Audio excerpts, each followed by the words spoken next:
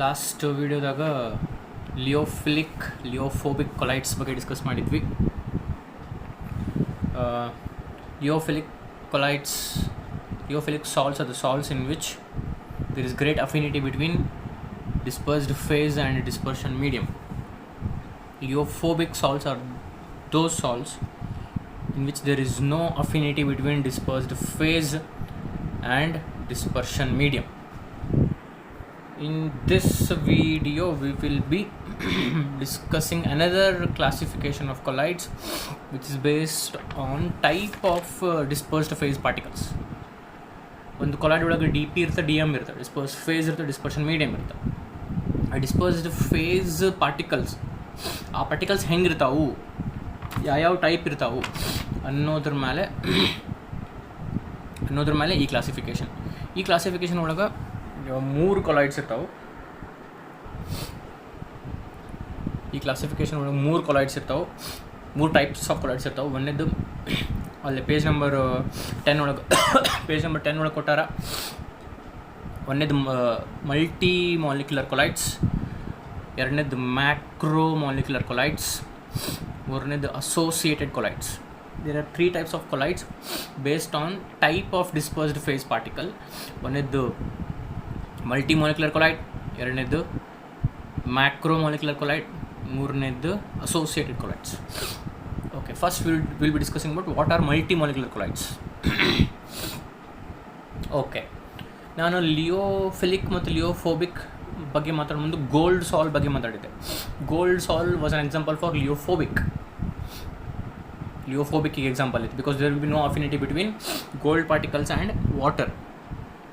Gold sol, gold is D P, water is D M, ಎರಡು ನೋಡೋ affinity ಇರೋಂಗಿಲ್ಲ, ಅದಕ್ಕೆ ಲಿಯೋಫೋಬಿಕ್. ಆ ಗೋಲ್ಡ್ ಸಾಲಲ್ಲಿ ಮತ್ತೊಮ್ಮೆ ತೊಗೊತೀನಿ ಎಕ್ಸಾಂಪಲ್. ಗೋಲ್ಡ್ ಸಾಲ್ ಈಸ್ ಅ ಲಿಯೋಫೋಬಿಕ್ ಸಾಲ್. ಇಟ್ ಈಸ್ ಆಲ್ಸೋ ಇದರೊಳಗಿಂದ ಒಂದೇದು ಯಾವುದು, ಮಲ್ಟಿ ಮಾಲಿಕ್ಯುಲರ್ ಕೊಲೈಡ್. ಅದು ಮಲ್ಟಿ ಮಾಲಿಕ್ಯುಲರ್ ಕೊಲೈಡ್ಗೆ ಎಕ್ಸಾಂಪಲ್ ಗೋಲ್ಡ್ ಸಾಲ್ ತೊಗೋಬೋದು. ನಾನು ಇದು ಎಕ್ಸಿಟ್ ಆಗೋದು ವಾಪಸ್ ಬರೋದು ಮಾಡ್ತಿರ್ತೀನಿ, ಬಿಕಾಸ್ ಇದು ಲಾಕ್ ಆತಂದ್ರೆ ನಾ ಏನು ಆ್ಯಪ್ ಯೂಸ್ ಮಾಡ್ತೀನಿ ಸ್ಟಾಪ್ ಆಗಿಬಿಡ್ತೈತಿ. Maybe there is a better way, but I don't know. Okay, so multi molecular colloids ಬಗ್ಗೆ ಮಾತಾಡ್ತಿದ್ವಿ. ಗೋಲ್ಡ್ ಸಾಲ್ ಇದಕ್ಕೂ ಎಕ್ಸಾಂಪಲ್ ತೊಗೋಬೋದು. ಈ ಗೋಲ್ಡ್ ಸಾಲದ ಎಕ್ಸಾಂಪಲ್ ತೊಗೊಂಡು ನಾನು ಮಲ್ಟಿ ಮಾಲಿಕ್ಯುಲರ್ ಕೊಲೈಡ್ಸ್ ಅಂದರೆ ಏನು ಅಂತ ಹೇಳ್ತೀನಿ. ಓಕೆ, ಈಗ ನಮ್ಗೆ ಗೊತ್ತು ಕೊಲೈಡಲ್ ಪಾರ್ಟಿಕಲ್ಸ್ದು ರೇಂಜ್ ಏನಿರಬೇಕು. 1 ನ್ಯಾನೋಮೀಟ್ರ್ಕಿಂತ ಕಡಿಮೆ ಸೈಜ್ ಇದ್ರೆ ಅದು true solution. 1 nanometre to 1000 nanometre ಇದ್ರೆ ಕೊಲೈಡಲ್ ಸೊಲ್ಯೂಷನ್. 1000 ನ್ಯಾನೋಮೀಟರ್ಕಿಂತ ಜಾಸ್ತಿ ಇದ್ರೆ ಅದು suspension. So for substance to be colloidal solution, ಈಗ ಯಾವುದೋ ಒಂದು ಸಬ್ಸ್ಟೆನ್ಸು ಅದ್ರದ್ದು ಕೊಲೈಡಲ್ ಸೊಲ್ಯೂಷನ್ ಮಾಡಬೇಕು ಅಂದ್ರೆ ಆ ಸಬ್ಸ್ಟೆನ್ಸದ particles size 1 nanometre to 1000 nanometre ಇರಬೇಕು. ಈಗೇನಾಗುತ್ತೆ, ಗೋಲ್ಡ್ ಸಾಲ್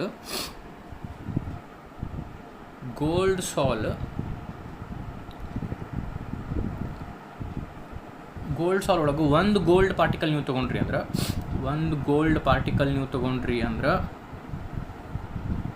ಇಸ್ ಇಟ್ ರೆಕಾರ್ಡಿಂಗ್? ಓಕೆ, ಇದು ಒಂದು ಗೋಲ್ಡ್ ಪಾರ್ಟಿಕಲ್ ಇದೆ. ಈ ಸಣ್ಣ ಸರ್ಕಲ್ ಅಂತ ಇಮ್ಯಾಜಿನ್ ಮಾಡ್ಕೊರೆ. ಈ 1 ಗೋಲ್ಡ್ ಪಾರ್ಟಿಕಲ್ ಸೈಜು 1 ನ್ಯಾನೋಮೀಟರ್ಕಿನ್ನೂ ಕಡಿಮೆ ಇರ್ತೈತಿ. ಒಂದು ಪಾರ್ಟಿಕಲ್ ನೀವು ತೊಗೊಂಡ್ರಿ ಅಂದ್ರೆ ಆ ಒಂದು ಪಾರ್ಟಿಕಲ್ದು ಸೈಜ್ ಏನಿರ್ತೈತಿ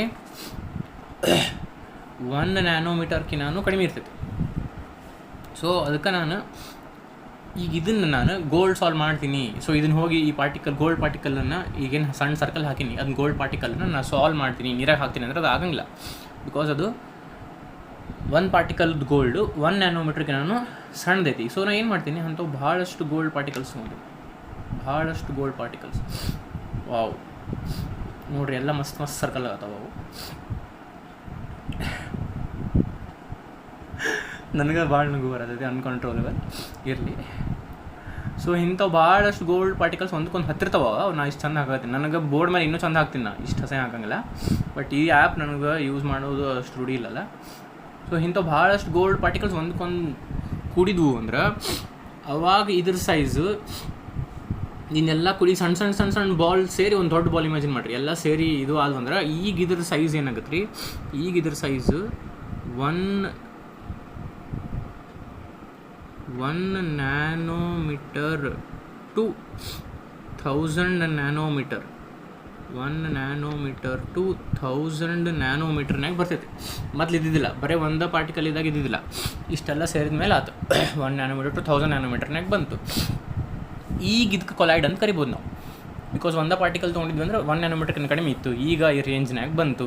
ಸೊ ಇದಕ್ಕೆ ನಾವು ಕೊಲೈಡ್ ಅಂತ ಕರಿಬೋದು. ಇದಕ್ಕೆ ಎಂಥ ಕೊಲೈಡ್ ಅಂತ ಕರಿತೀವಿ ನಾವು, ಮಲ್ಟಿ ಮಾಲಿಕ್ಯುಲರ್ ಕೊಲೈಡ್ ಅಂತ ಕರಿತೀವಿ. ಇದಕ್ಕೆ ಮಲ್ಟಿ ಮಾಲಿಕ್ಯುಲರ್ ಕೊಲೈಡು ಅಂದ್ರೆ ಒಂದು ಗೋಲ್ಡ್ ಆಟಮ್ ತೊಗೊಂಡ್ರೆ, one gold atom is way too small, its size is less than 1 nanometer. Now I have taken lot of gold atoms to combine together, ಭಾಳ ಸಲ ನೋಡ್ರಿ ಇಲ್ಲಿ, to combine together so that they come in the range of 1 nanometer to 1000 nanometer. So ಭಾಳಷ್ಟು ಸೇರಿ collide ಆತಲ್ಲ, ಅದಕ್ಕೆ ನಾವು ಅದಕ್ಕೆ ಮಲ್ಟಿ ಮಾಲಿಕ್ಯುಲರ್ ಕೊಲೈಡ್ ಅಂತ ಕರಿತೀವಿ. ಸೊ ಗೋಲ್ಡ್ ಸಾಲ್ is a multi molecular collide.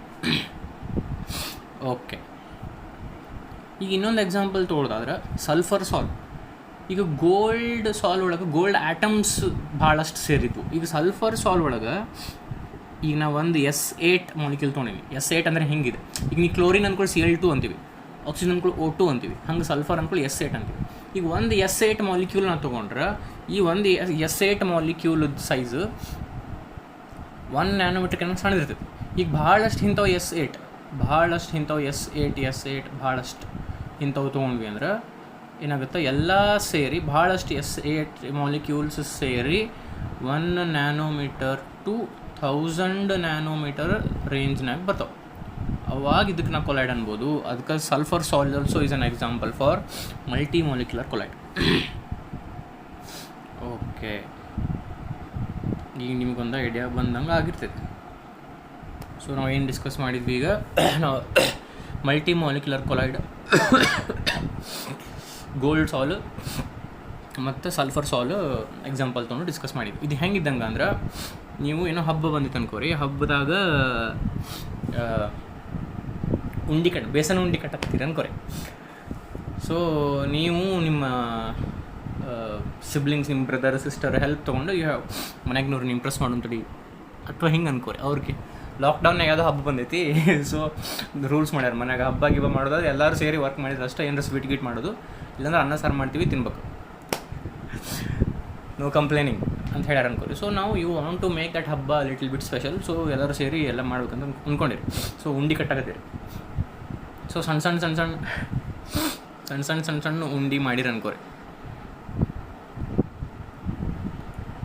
Besan ಉಂಡಿ ಮಾಡಿರಿ, ಇಟ್ ನೋಡಿ ನಾನು 40 ಉಂಡಿ ಕಟ್ಟಿದೆ ಅಂತಂದು ಇಟಿಟ್ ಮಾಡಿ 40 ಉಂಡಿ ಕಟ್ಟಿದ್ದು ನೋಡಿ ನಾನು ಅಂತಂದು ಫುಲ್ ಹವಾ ಮಾಡ್ಕೊಡತ್ತೀರಿ. ಅವಾಗ ಯಾರೋ ನಿಮ್ಮ ಮನೆಯೊಳಗೆ ಅತ್ತಿ ಅಥವಾ ನಿಮ್ಮ ಅಜ್ಜಿ, ನಿಮ್ಮ ಅಮ್ಮ, ಯಾರೋ ಒಬ್ಬರು ಕಿಚನ್ನಾಗ ಫುಲ್ ಸ್ಟ್ರಾಂಗ್ ಹೋಲ್ಡ್ ಇರೋರು ಬಂದು ಇವಕ್ಕೆ ಯಾರು ಉಂಡಿ ಅಂತಾರ, ಇಟ್ಟಿಟ್ಟಕ್ಕೆ ಯಾರು ಉಂಡಿ ಅಂತಾರೆ, ನೀವನ್ನೆಲ್ಲ ಸೇರಿ ಒಂದು 2-3 ಉಂಡಿ ಸೇರಿ ಇಂಥದ್ದೊಂದು ದೊಡ್ಡ ಮಾಡಿದ್ರು ಅನ್ಕೋರಿ. ಇದು 2-3 ಸೇರಿ ಆಗೈತಿ, ಇಂಥವು ಮಾಡಿದ್ರು ಅನ್ಕೋರಿ. ಈಗ ಅದ್ರ ಸೈಜ್ ರೇಂಜ್ 1 ನ್ಯಾನೋಮೀಟರ್ ಟು 1000 ನ್ಯಾನೋಮೀಟರ್ನಾಗ ಬಂತು. ಈಗ ಇದಕ್ಕೆ ನಾವು ಮಲ್ಟಿ ಮಾಲಿಕ್ಯುಲರ್ ಕೊಲೈಡ್ ಅಂತ ಕರಿತೀವಿ. ಆಗಲೇ ಕೊಲೈಡಲ್ ರೇಂಜ್ ನಿಮ್ಮ ಉಂಡಿ ಟ್ರೂ ಸೊಲ್ಯೂಷನ್ ಅವು 1 ನ್ಯಾನೋಮೀಟರ್ಕಿನ್ನೂ ಕಡಿಮೆ ಇತ್ತು.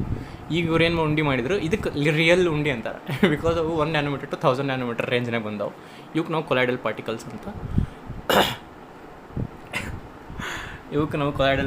ಅಂತ ಕರಿಬಹುದು. Okay, this is it about multi molecular colloids. Next, macromolecular colloids. The name itself suggests macromolecular ಅಂದರೆ ಒಂದು ಪಾರ್ಟಿಕಲ್ ಅದ್ರದ್ದು ಬಿಟ್ವೀನ್ 1 ನ್ಯಾನೋಮೀಟರ್ ಟು 1000 ನ್ಯಾನೋಮೀಟರ್ ಇರ್ತದೆ. ಮಲ್ಟಿ ಮಾಲಿಕ್ಯುಲರ್ ಒಳಗೆ ಭಾಳಷ್ಟು ಸೇರಿದ ಮೇಲೆ ಆ ರೇಂಜ್ನಾಗ ಬಂದಿತ್ತು. ಬಟ್ ಇದು ಒಂದು ಮಾಲಿಕ್ಯೂಲ್ ತೊಗೊಂಡ್ಬಿಟ್ವಿ ಅಂದ್ರೆ ಅದ್ರ ಏನು 1 ನ್ಯಾನೋಮೀಟರ್ ಟು 1000 ನ್ಯಾನೋಮೀಟರ್ ಒಳಗೆ ಬಂದ್ಬಿಡ್ತದೆ. ಅವಾಗ ನಾವು ಅದಕ್ಕೆ ಏನಂತ ಕರಿತೀವಿ, ಮ್ಯಾಕ್ರೋಮಾಲಿಕ್ಯುಲರ್ ಕೊಲೈಡ್ ಅಂತ ಕರಿತೀವಿ. ಅದಕ್ಕೆ ಎಕ್ಸಾಂಪಲ್ ಸ್ಟಾರ್ಚ್. ನಾವು ಸ್ಟಾರ್ಚ್ ಸೊಲ್ಯೂಷನ್ ಎಕ್ಸಾಂಪಲ್ ಲಿಯೋಫಿಲಿಕ್ ತೊಗೊಂಡಿದ್ವಿ. Starch is a lyophilic colloid as well it is a macromolecular colloid. ಅಂದರೆ only why it is a macromolecular colloid ಅಂತ ನೀವು ಅಂದೆ ಅಂದ್ರೆ ವಿಚಾರ ಮಾಡಕತ್ತಿದ್ರಿ ಅಂದ್ರೆ ನಾನು ಹೇಳಿದೆ, what is starch? Glucose molecules, lots of glucose molecules combine to form starch ಅಲ್ಲ.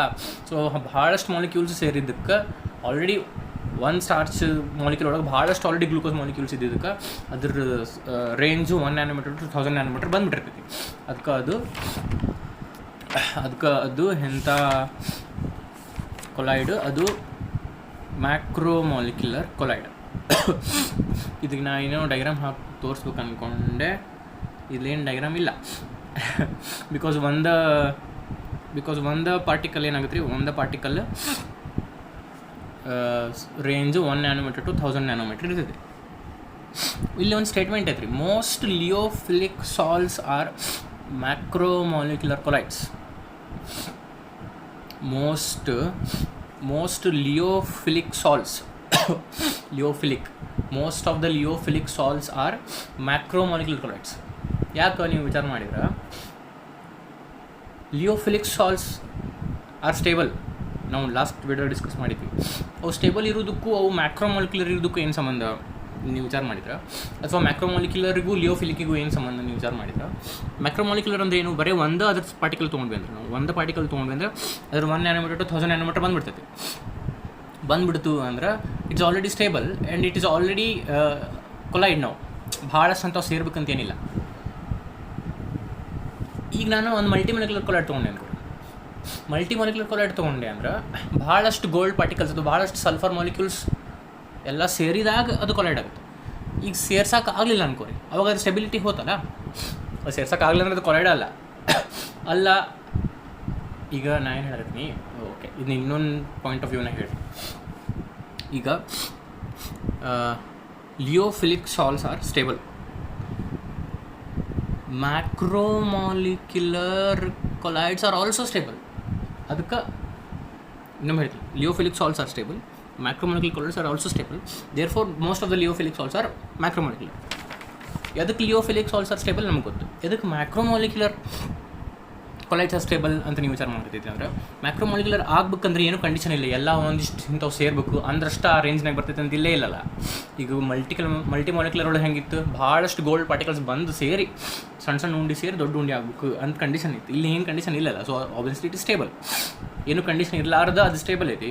ಸೊ ಅದು ಸ್ಟೇಬಲ್ ಇದ್ದಿದ್ದಕ್ಕೆ most of the lyophilic salts are macromolecular ಅಂತ ನಾವು ಅನ್ಬೋದು. ಬಿಕಾಸ್ ಬೋತ್ ಆರ್ ಸ್ಟೇಬಲ್ ಅಂದರೆ lyophilic are stable, macromolecular are also stable.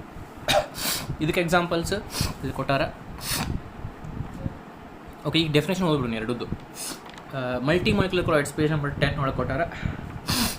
A large number of smaller molecules or atoms of dispersed phase aggregate together ಅಂದರೆ combine ಆದವು ಅಂತ, ದೂರಿದ್ದು ಹತ್ತಿರ ಬಂದವು ಅಂತ, ಒಂದೇ ಕಡೆ ಸೇರಿದ್ವು ಅಂತ. Aggregate together to form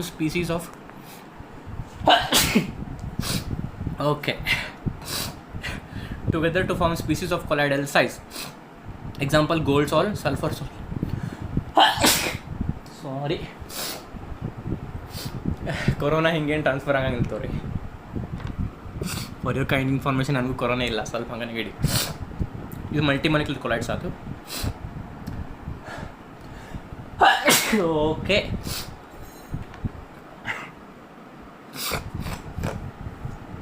macromolecular colloids. Macromolecules like starch, proteins, synthetic rubber, when dispersed in suitable medium, form colloids. Such colloids are more stable and resemble true solutions. ಯಾಕಂದ್ರೆ ಟ್ರೂ ಸೊಲ್ಯೂಷನ್ಸು ಸ್ಟೇಬಲ್ ಇರ್ತದೆ. Shiva, just because ನಾನು ಈ ಶನಿನಿ I don't want to repeat the whole video. ಇದು ಹಿಂಗೆ upload ಮಾಡ್ತೀನಿ ನಾನು. And don't think ನಂಗೆ ಕೊರೋನಾ ಎಫೆಕ್ಟ್ ಆಗೈತಿ. ಸ್ವಲ್ಪ ಹಂಗೆ ಥಂಡಿಗೆ ಸ್ವಲ್ಪ ಈಗ ಸ್ನಾನ ಮಾಡೀನಿ. ಸೊ ಓಕೆ, ನಾ ಇಲ್ಲಿ ಸ್ಟಾಪ್ ಹಿಯರ್. ಇನ್ನೊಂದು ವೀಡಿಯೋ ಮಾಡಿ ಅಸೋಸಿಯೇಟೆಡ್ ಕೊಲೈಡ್ಸ್